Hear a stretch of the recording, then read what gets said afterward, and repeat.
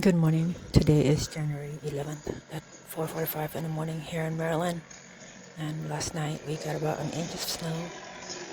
And this morning I woke up to a nice, clean, clear driveway. Thank you again, Gary, for all the things that you've done for me and my family. I am grateful for you always.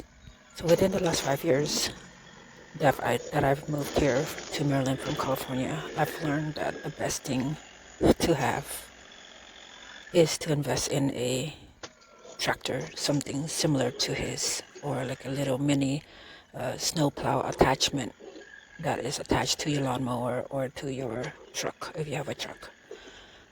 It helps a lot. It helps your back from from trying to brake.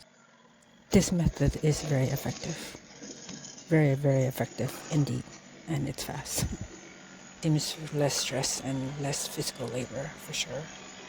And I'm grateful for Gary for getting my driveway ready for my day, especially when I have to show up to work by 5:30 in the morning. I am truly grateful for you.